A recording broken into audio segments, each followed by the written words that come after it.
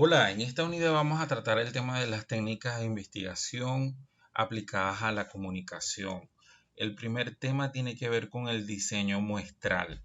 ¿Qué utilidad tiene para nosotros en la investigación el cálculo de una muestra? En líneas generales vemos que el principal beneficio es que, sobre todo y específicamente en los estudios cuantitativos, si nosotros tenemos una población muy grande, estamos hablando que ya hacer encuestas de más de 500, 1000, 10.000, ni hablar millones de personas, nosotros no podemos encuestar a toda la población.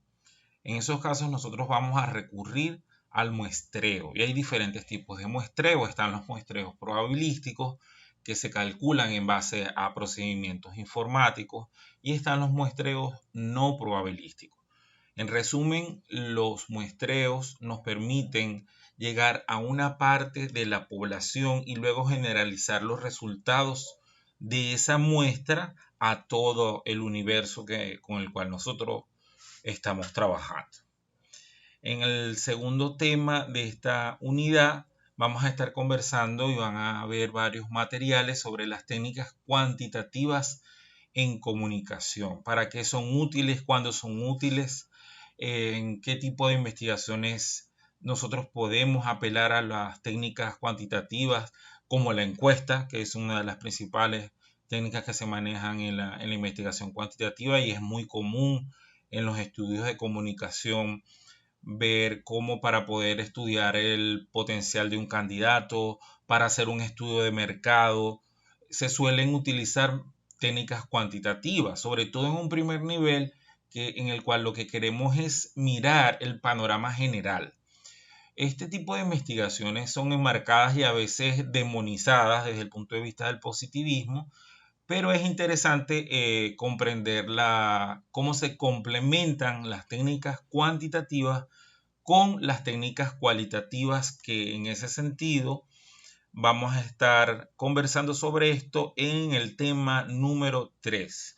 Las técnicas cualitativas, al contrario que las técnicas cuantitativas, lo que nos van a permitir es estudiar de manera más profunda, no sin ánimos de generalizar, no, o sea, no tenemos la pretensión de generalizar los resultados a un grupo muy amplio, sino que lo que investigamos importa en la medida de la calidad de los datos. Por ejemplo, en los estudios de mercado se utilizan mucho los grupos focales o las entrevistas en grupo, como puedes ver en este gráfico, que son muy útiles para saber, por ejemplo, cuáles son las posibles reacciones de un grupo de personas target respecto a un producto, respecto a un candidato.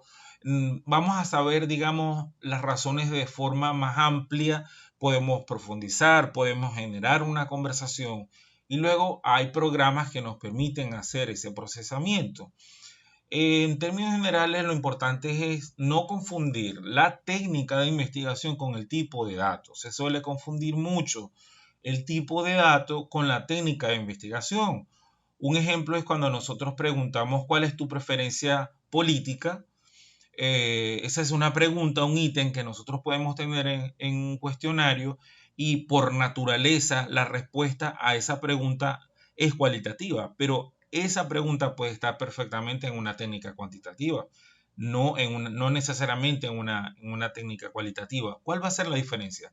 ¿Cómo lo vamos a tratar? Mientras que en lo cuantitativo nosotros vamos a reducir o hacer una codificación de la respuesta, vamos a conseguir que hay tres principales tendencias políticas que están a favor. Vamos a suponer en el caso norteamericano que vamos a conseguir independientes, republicanos y demócratas.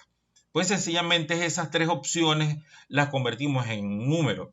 En una técnica cualitativa nosotros vamos a indagar las razones, el contexto, la historia de por qué ese grupo de personas son demócratas o son republicanos o están a favor de corrientes progresistas.